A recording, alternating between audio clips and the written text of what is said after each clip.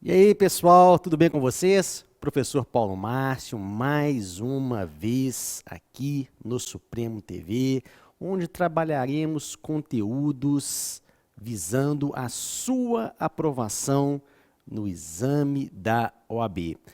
Trabalharemos os conteúdos de direito internacional com aquelas questões mais comuns de serem cobradas dos candidatos. Nós vamos observar, pessoal, que no exame da OAB, na nossa disciplina, são exigidas duas questões. Como nós aprendemos na faculdade, o conteúdo é muito grande. Por quê? Porque envolve elementos do direito internacional público e do direito internacional privado.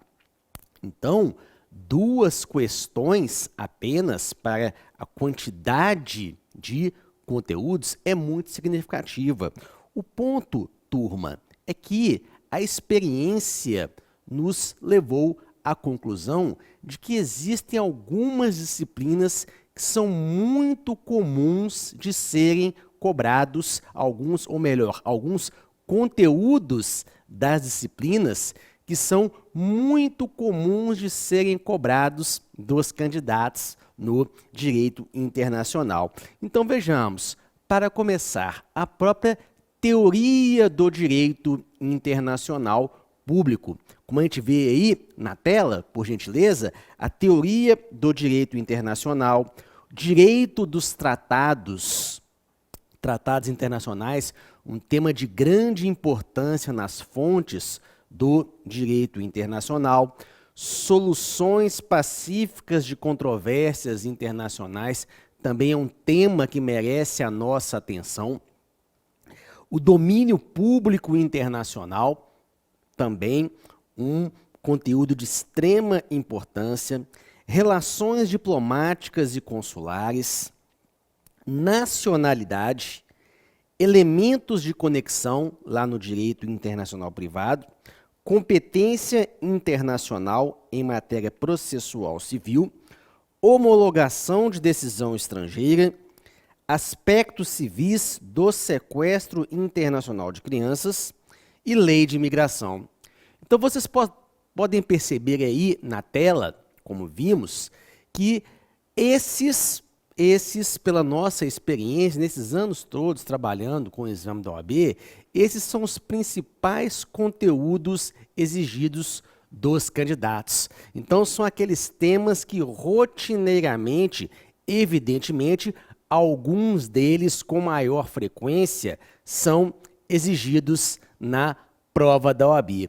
Por essa razão que o nosso encontro de direito internacional explorará em profundidade esses conteúdos apresentados e também desenvolveremos a análise de algumas questões cobradas em exames anteriores da OAB. Pessoal, uma dica muito importante, porque, ao contrário de outras disciplinas, até mesmo por ser apenas duas questões, não é muito comum encontrarmos a anulação de questões de direito internacional, ok? É lógico, sempre quando for fazer uma prova, seja exame da OAB ou concurso público, o candidato não deve contar com anulação de questões. É lógico que é muito comum, principalmente em exame da OAB, pela quantidade de questões e pelas características da prova, às vezes acontece de terem questões anuladas, mas o ponto é que tradicionalmente isso não é comum no direito internacional, beleza? Então vamos lá, turma. Vamos aqui arregaçar as mangas, esfregar as mãos aqui e trabalharmos os nossos conteúdos. Pessoal, o direito internacional, ele se divide em direito internacional público e no direito internacional privado. Vejamos, o direito internacional público, ele tem como objeto o tratamento jurídico das relações entre os sujeitos que integram a sociedade internacional. Então vejamos como a sociedade internacional ela é formada por sujeitos que diuturnamente estão se relacionando juridicamente, faz-se necessária a regulamentação pelo direito internacional público. Por sua vez, o direito internacional privado, ele vai cuidar das relações civis com conexão internacional. Vejamos que após a globalização, em que as pessoas estão cada vez mais se relacionando além das fronteiras do território de um Estado soberano, na medida em que hoje é muito comum a realização de compras online, compras pela internet, pessoas contraindo casamento, pessoas de nacionalidades distintas. Então, a globalização aproximou cada vez mais as pessoas, transformando as relações civis, antigamente mais difíceis, mas com a internet essas relações civis vão se tornando cada vez mais comum. E vejamos, onde existe sociedade, tem que haver o direito, como já dizia o jurisconsulto Paulo. Então, essas relações civis com conexão internacional, muitas das vezes gera uma dúvida na aplicação da legislação. Estamos diante de um litígio com conexão internacional, uma compra e venda internacional, um inventário dos bens de um estrangeiro que se encontram aqui no Brasil. Então, essa solução do conflito de leis no espaço que é o objeto do direito internacional privado que nós vamos analisar aqui. Dedicaremos, então, pessoal, o início, né, dessa nossa análise ao direito internacional público. E ao falarmos do direito internacional público, então vamos lembrar, então, da existência de uma sociedade internacional. Assim como nós temos no meio familiar, as relações de parentesco, no meio profissional, as relações profissionais, até mesmo em âmbito nacional, as relações entre as pessoas, as naturais, pessoas jurídicas, na sociedade internacional também existe um relacionamento entre sujeitos. E vejamos, como nós estamos vendo na tela aí, os estados são sujeitos originários do direito internacional público. Então, em matéria de sujeitos, os estados são sujeitos originários do direito internacional público. Por quê, pessoal? Como nós falamos, o direito internacional público, ele vai cuidar daquele tratamento jurídico das relações existentes na sociedade internacional. E nessa sociedade internacional, senhoras e senhores, essa relação, ou melhor, essas relações se dão prioritariamente entre estados soberanos. Por quê? São os estados que celebram os tratados internacionais via de regra. Nós vamos falar sobre isso. As organizações internacionais são formadas por estados soberanos. Então, por essa razão, meus amigos e minhas amigas, a doutrina do direito internacional público vai considerar os estados, os sujeitos originários do direito internacional público, na medida em que, repetindo, as relações jurídicas na sociedade internacional se dão prioritariamente pelos estados soberanos. Em seguida, pessoal, como nós observamos aí na tela, temos as organizações internacionais, como, por exemplo, a Organização das Nações Unidas, a ONU, o Mercosul, a União Europeia, são organizações internacionais. E vejamos que as organizações internacionais são denominados como sujeitos secundários do direito internacional público. Como nós falamos, os estados são sujeitos originários e as organizações internacionais, sujeitos secundários ou derivados, por quê? Porque as organizações internacionais derivam da vontade dos estados soberanos. Então, são os estados sujeitos originários que criam as organizações internacionais. Então, vejamos, em contextos políticos envolvendo conflitos internacionais, o papel das organizações internacionais é de suma importância.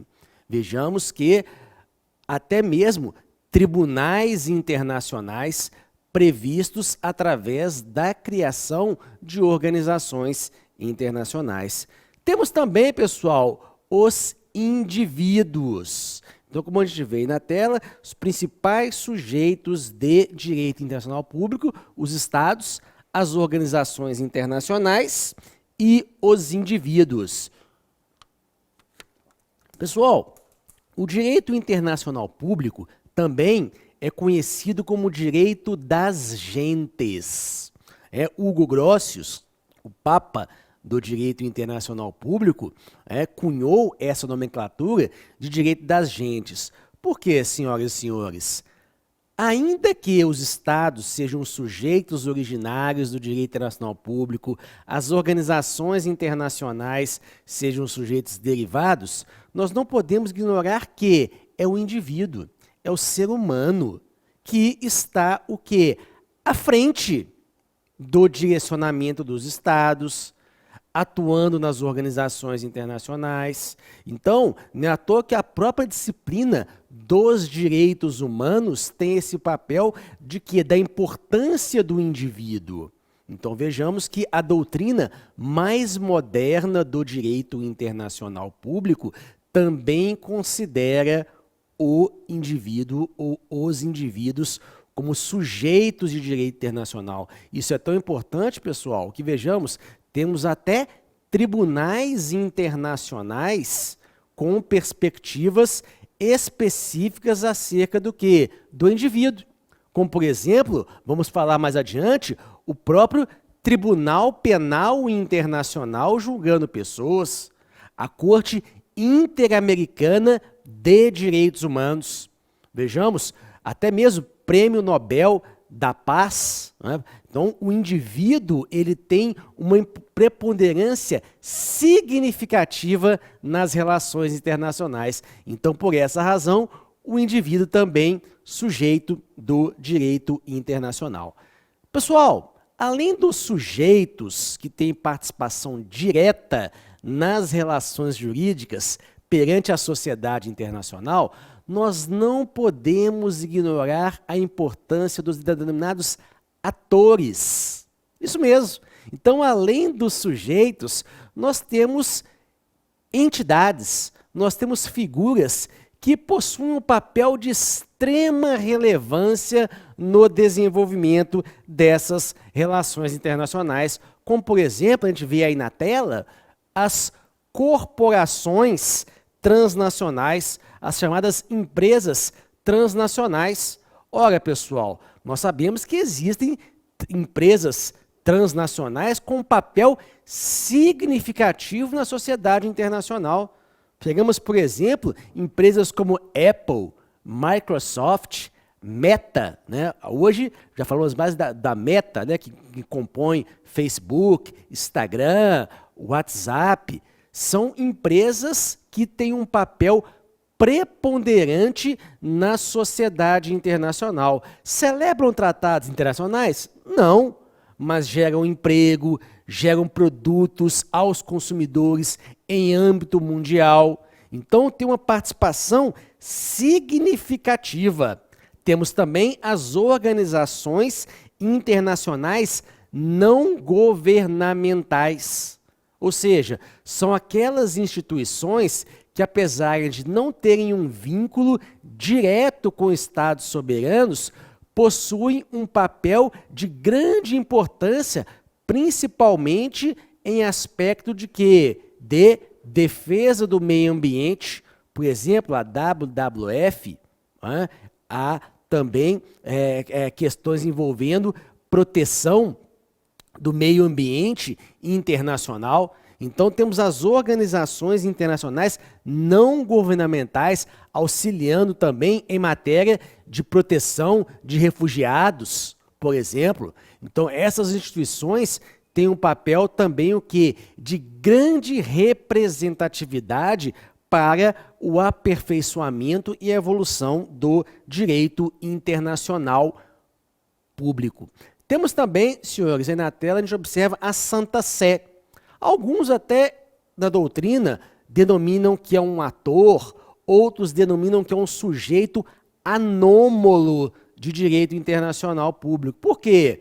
Vejamos, lá na teoria geral do Estado, nós aprendemos que os elementos constitutivos do Estado são território, povo e governo soberano. A Santa Sé, por sua vez, pessoal, vejamos, por mais que esteja ali no território italiano, nós sabemos que a sua gestão se dá pelo bispo de Roma.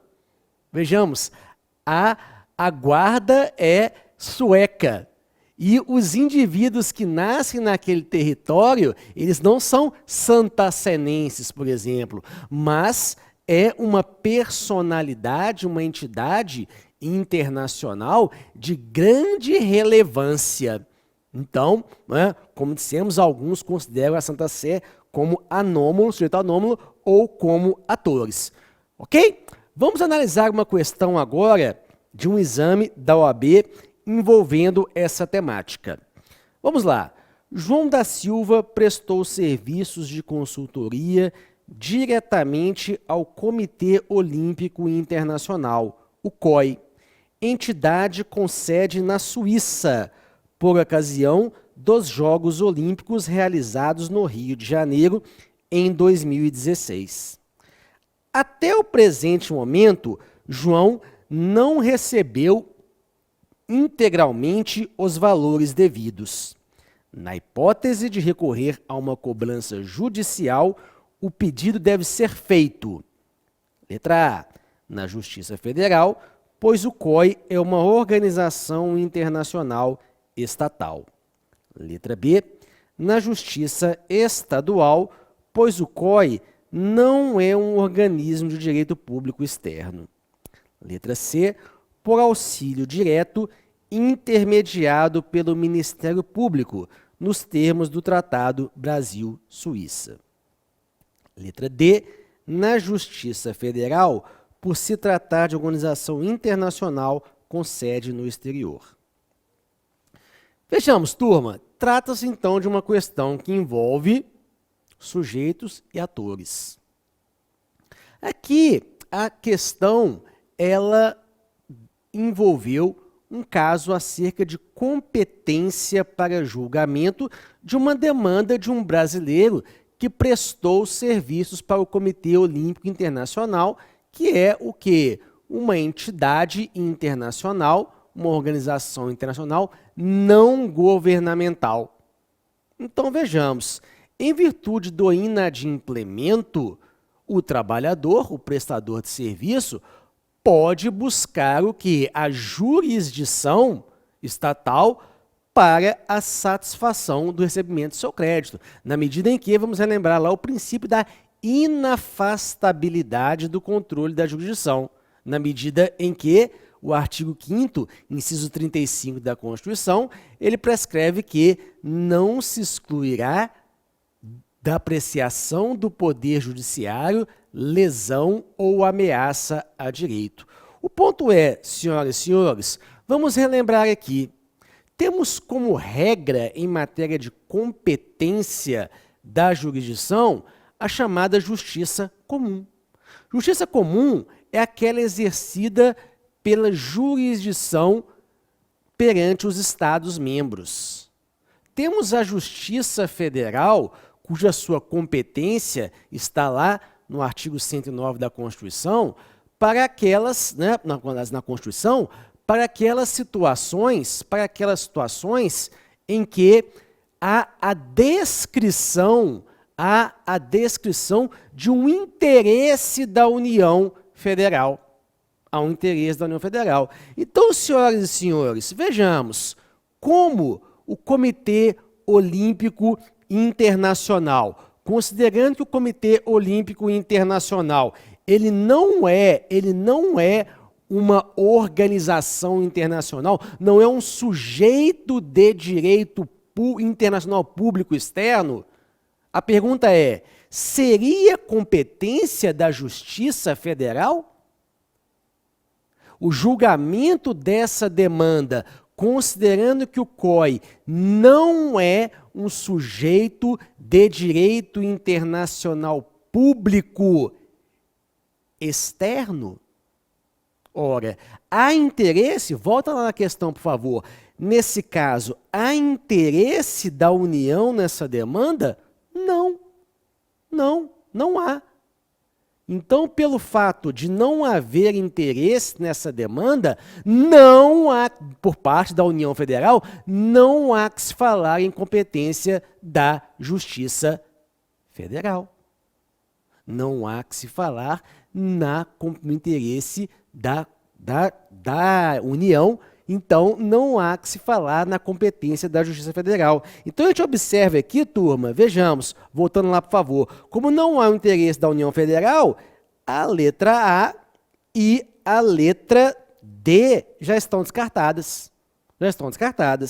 Sobrou a letra B e a letra C. Auxílio direto aqui, não é o caso. Vamos ver em cooperação jurídica internacional. Mas como, não é como o interesse não é da União, vamos para a regra geral. Então, a competência aqui nesse caso é da Justiça Estadual. Vejamos, na Justiça Estadual, pois o Comitê Olímpico Internacional não é um organismo de direito público externo, ok? Então, muita atenção em relação aí nessa questão atinente aos sujeitos e aos atores, ok? Maravilha? Ótimo. Então, vamos ver mais uma aqui na tela. Existem disputas sobre parcelas de territórios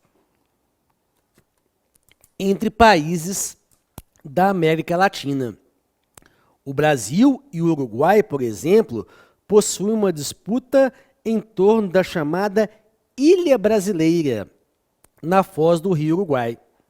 Na hipótese de o Uruguai vir a reivindicar formalmente esse território, questionando a divisa estabelecida no Tratado Internacional de 1851, assinale a opção que indica o Tribunal Internacional ao qual ele deveria endereçar o pleito.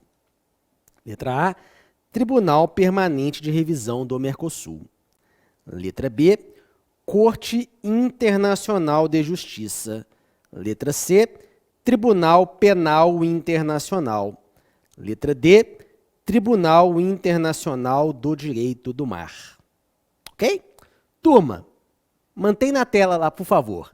Vejamos que a disputa envolve território, Brasil e Uruguai. E o questionamento acerca da divisa estabelecida em um tratado de 1851, ou seja, um tratado lá nos meados do século XIX. Vejamos que muito antes do Mercosul. Então, em matéria de competência internacional, ou seja, em matéria de competência de jurisdição internacional, qual seria o tribunal internacional competente? E aqui vai uma dica, meus amigos e minhas amigas, extremamente importante. Quando a gente vê lá na tela, tribunais internacionais. Guarde muito bem isso. A Corte Internacional de Justiça, ela julga estados. Então, vejamos, conflitos envolvendo países soberanos deverão ser julgados perante a Corte Internacional de Justiça, que é um tribunal internacional que foi criado junto com a Organização das Nações Unidas. Vejamos que a regulamentação da Corte Internacional de Justiça está prevista no Estatuto da Corte Internacional de Justiça, que é um documento anexo à Carta das Nações Unidas.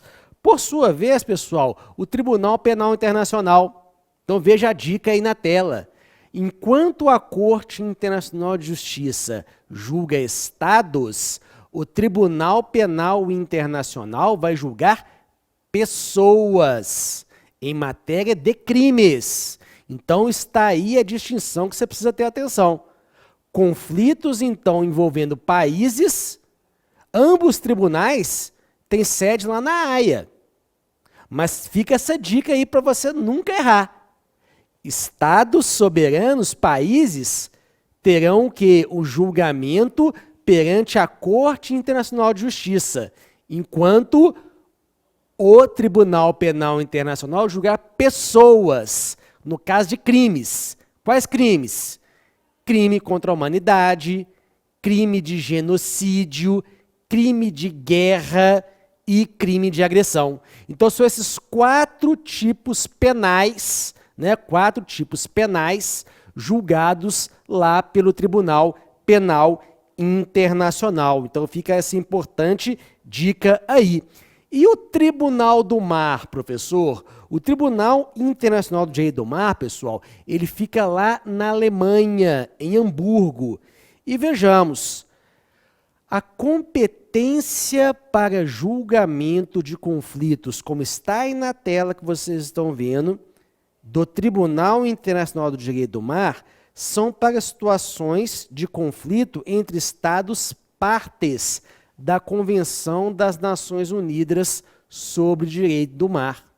Então vejamos, a chamada Convenção de Montego Bay, principalmente conflitos envolvendo o quê? O alto mar.